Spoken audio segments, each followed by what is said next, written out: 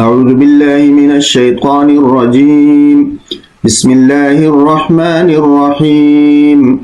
الف لام میم ذالک الکتاب لا ریب فیہ ھدی للمتقین الذین یؤمنون بالغیب ویقیمون الصلاة ومما رزقناہم ینفقون والذین یؤمنون بما انزل الیک وما انزل من قبلک وبالآخرة هم یوقنون صدق اللہ العظیم۔ سب سے پہلے اس کے تجوید کو دیکھتے ہیں۔ الف لام میم، اس میں دو مد ہے، الف لام کے اوپر بھی اور میم کے اوپر بھی، تو اس کو 4 الف تک بڑھائیں گے۔ الف لام میم ذالک الکتاب، ذال یہ باریک ہے، اور لا ریب را اس میں پر ہے، لا ریب فیہ ھدی للمتقین، متقین کے اوپر مد عارضی وقفی ہے، اس کو بھی 4 الف تک بڑھا سکتے ہیں۔ الذین، ذال یہاں پہ باریک ہے، یؤمنون، یؤمنون نہیں پڑھیں گے، یؤمنون اس کو ہلائیں گے نہیں، یؤمنون بالغیب ویقیمون الصلاۃ، ویقیمون الصلاۃ صحیح نہیں ہے، قاف جو ہے نا اس کو پڑھنا چاہیے،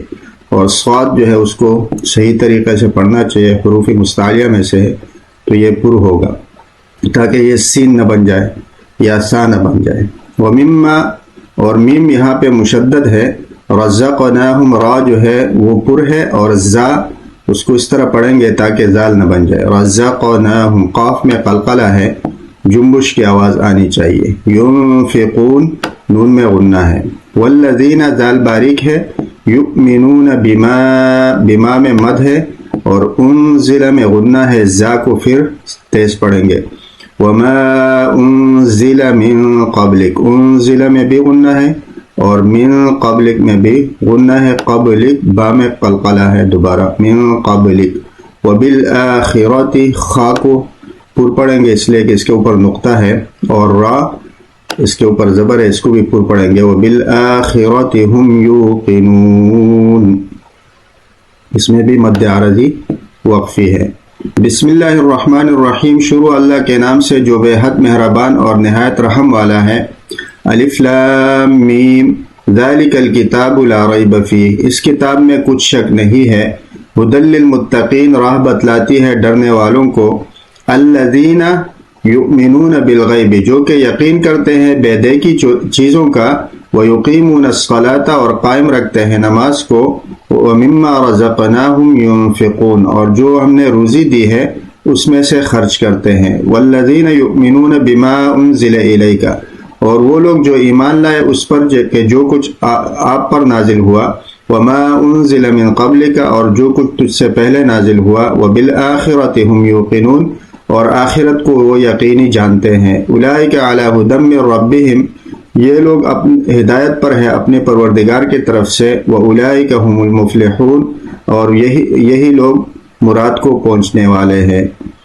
اس سورت کا نام سورت بقرہ ہے، اور یہ احادیث شریف میں اس سورت کا نام یہی سورت بقرہ آیا ہے، اور یہ مدنی سورت ہے۔ مدنی سورت کا مطلب یہ ہے کہ اس کے اکثر آیاتیں وہ مدینہ منورہ میں نازل ہوئی ہے، بعض آیاتیں اگر مکہ مکرمہ میں نازل ہوئی ہے تو پھر بھی مفسرین حضرات یہ کہتے ہیں کہ یہ مدنی سورت ہے، اس لیے کہ وہ ہجرت کے بعد نازل ہوئی ہے، اور اس میں 286 آیاتیں ہیں۔ پھر الف لام میم میں، یہ جو الف لام میم ہے ان کو حروف مقطعات کہتے ہیں۔ اسی طرح اور بھی بعض صورتیں ایسے ہیں جن کے شروع میں یہ حروف آئے ہیں، ان کو ہم الگ الگ پڑھتے ہیں، الف الگ، لام الگ، اور میم الگ، اور جیسے کہ یا سین ہے، کاف ہا یا عین صاد ہے، اور حا میم ہے، تو ان کو حروف مقطعات کہتے ہیں، اور ان کا علم ہمارے پاس نہیں ہے، تو اس لیے اس کے تحقیق میں نہیں پڑھنا چاہیے۔ یہ رموز ہے اور اشارات ہے، اور شاید اللہ پاک نے نبی علیہ السلام کو اس کا علم دیا ہو لیکن ہمیں نہیں بتایا گیا، لہٰذا ہمیں اس میں خاموش رہنا چاہیے۔ پھر ذالک الکتاب، ذالک جو ہے اس سے کتاب کی طرف اشارہ ہے، تو یہ جو ذالکہ ہے اس سے محسوس اور غیر محسوس چیزوں کی طرف اشارہ ہوتا ہے متکلم اور مخاطب کے درمیان، یعنی بولنے والا اور جو سننے والا ہوتا ہے ان کے درمیان اگر کسی چیز کا ذکر ہو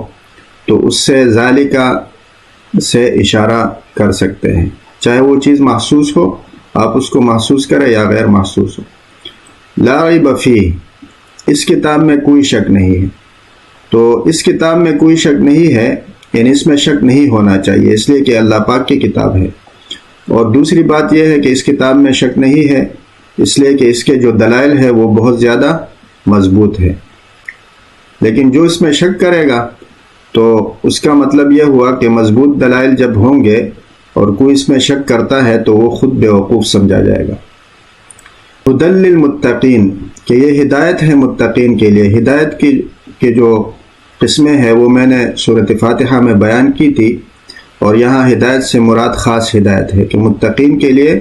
یہ ہدایت ہے، تو یہ کافروں کے لیے ہدایت نہیں ہے کیا؟ تو اس میں یہ ہے کہ متقین کے لیے بھی ہدایت ہے، اور اگر کوئی کافر یا جو متقین نہیں ہے وہ اگر ہدایت لینا چاہے تو ان کے لیے بھی ہدایت ہے۔ جیسا کہ دو بچے ہیں وہ اسکول جاتے ہیں تو ایک نے پڑھا اور ایک نے نہیں پڑھا، تو جس نے نہیں پڑھا اور فیل ہوا تو اس کے بارے میں کہا جاتا ہے کہ اس نے تو اسکول کا دروازہ تک نہیں دیکھا۔ تو اسی طرح متقین نے فائدہ لیا، اس لیے متقین کا ذکر کیا کہ انہوں نے فائدہ حاصل کیا، اور جو کافر تھے انہوں نے اس سے فائدہ حاصل نہیں کیا، تو یہ ہدایت ہو گئی متقین کے لیے، بیان ہے متقین کے لیے، اور توفیق ہے متقین کے لیے۔ تقوی کی صفت جس میں پائی جائے تو ان کو متقین کہتے ہیں۔ الذین یؤمنون بالغیب، وہ جو ایمان لائے غیب پر۔ غیب وہ چیزیں ہیں جو حواس سے چھپی ہوئی ہو، یعنی ہماری جو حواس ہے اس سے چھپی ہوئی چیزوں کو غیب کہتے ہیں۔ اور اس کا پتہ ہمیں کیسے لگا؟ اللہ سبحانہ و تعالیٰ نے رسول اللہ صلی اللہ علیہ وسلم کو بتایا، اور رسول اللہ صلی اللہ علیہ وسلم سے ہمیں پتہ چلا۔ تو وہ جو غیب کی چیزیں ہیں، یہاں غیب عام لے کے آئے، ایک چیز کا ذکر نہیں کیا اس لیے کہ وہ بہت ساری چیزیں ہیں، جیسے جنت ہے، دوزخ ہے، آخرت ہے، اور قبر کا عذاب ہے۔ تو یہ ساری کی ساری جتنے بھی غیب کی چیزیں ہیں رسول اللہ صلی اللہ علیہ وسلم نے ہمیں بتائی، تو اس کے اوپر غیب کا جو لفظ ہے وہ ہم استعمال کر سکتے ہیں۔ تو وہ جو متقین ہیں ان کی پہلی صفت یہ ہے، ان کے یہ صفات متقین کے ذکر ہوئے ہیں کیونکہ صراط الذین انعمت علیہم میں ہے کہ وہ انعام یافتہ لوگ جو متقین ہیں وہ کون ہیں، تو ان کی صفات یہاں پہ ذکر ہوں گی۔ تو ان میں سے پہلی صفت یہ ہے کہ وہ غیب کے اوپر ایمان رکھتے ہیں، اور دوسری صفت ان کی یہ بتائی گئی وہ یقیمون الصلاۃ، اور وہ نماز کو قائم رکھتے ہیں، نماز کو رواج دیتے ہیں۔ یہ نہیں ہے کہ صرف جو ہے وہ نماز پڑھتے ہیں، وہ یقیمون الصلاۃ، بلکہ نماز کو قائم کرتے ہیں اپنے اوپر بھی اور اپنے اہل عیال کے اوپر بھی، جیسے کہ ایک اور آیت میں ہے وَأْمُرْ أَهْلَكَ بِالصَّلَاةِ۔ تو نماز کو رواج، اگر ہم یہاں پہ اقامت صلاۃ کا معنی یہ کریں کہ نماز کو قائم کرتے ہیں، مطلب نماز کو رواج دیتے ہیں کہ خود بھی پڑھتے ہیں اور دوسروں کو بھی پڑھنے کی تلقین کرتے ہیں۔ وَمِمَّا رَزَقْنَاهُمْ يُنْفِقُونَ، اور جو رزق ہم نے دی ہے ان کو اس میں سے خرچ کرتے ہیں۔ رزق کا ذکر کیا کہ اللہ پاک نے جو ان کو مال دیا، لیکن اس میں سے رزق کا ذکر اس لیے کیا کہ رزق میں سے بھی دیتے ہیں، اس لیے کہ خوراک جو ہے، جو کھانے کی چیزیں ہیں وہ انسان کو زیادہ محبوب ہوتی ہے، تو اس میں سے بھی، یعنی عام جو مال ہے اور جو مال ہے اس میں سے تو دیتے ہی دیتے ہیں، لیکن جو رزق ہے اس میں سے بھی وہ خرچ کرتے ہیں اور دوسروں کو دیتے ہیں۔ تو یہ تیسری صفت ہو گئی کہ وہ ينفقون، یعنی انفاق فی سبیل اللہ وہ کرتے ہیں، اور ينفقون انفاق فی سبیل اللہ کی تفسیر اس صورت میں آئے گی، جیسے کہ میں نے بتایا تھا کہ اس صورت کے 8 مضامین ہیں، اور ان میں سے آخری جو مضمون ہے وہ انفاق فی سبیل اللہ ہے۔ والذین یؤمنون بما انزل الیک وما انزل من قبلک، یہاں سے متقین کی چوتھی صفت کا ذکر کر رہے ہیں کہ متقین وہ ہے جو ایمان لائے ہیں اس پر جو آپ پر نازل ہوئے، یعنی جو قرآن کریم ہے اس پر ان کا ایمان ہے۔ وما انزل من قبلک، اور جو آپ سے پہلے کتابیں نازل ہوئی ہے اور صحیفے نازل ہوئی ہیں انبیاء علیہ الصلوۃ والسلام پر، تو ان پر بھی ان کا ایمان ہے اور اس کو بھی وہ حق اور سچ سمجھتے ہیں کہ وہ اللہ کی کتابیں تھیں۔ وبالآخرۃ ہم یوقنون، اور آخرت پر وہ ایمان رکھتے ہیں اور یقین رکھتے ہیں۔ تو یہ 5 صفات کا ذکر ہوا متقین کا۔ یؤمنون بالغیب ایک صفت، یقیمون الصلاۃ دوسری صفت، ومما رزقناہم ينفقون یہ تیسری صفت، اور والذین یؤمنون بما انزل الیک وما انزل من قبلک یہ چوتھی صفت ہو گئی۔ وبالآخرۃ ہم یوقنون یہ 5ویں صفت متقین کی ہو گئی۔ تو یہ صفات جن میں پائے جائیں گے وہ متقین کہلائیں گے، اور اس کا نتیجہ یہ ہوگا کہ اولئک علی ھدی من ربہم واولئک هم المفلحون، کہ یہی لوگ ہدایت یافتہ ہیں دنیا میں، اور یہی لوگ آخرت میں کامیاب ہیں۔ کہ دنیا میں جو اہدنا الصراط المستقیم کی دعا ہم نے مانگی تھی، تو وہ یہی ہدایت یافتہ لوگ ہیں، یہی لوگ انعمت علیہم ہے، اور یہی ہدایت کے اوپر ہے اس دنیا میں،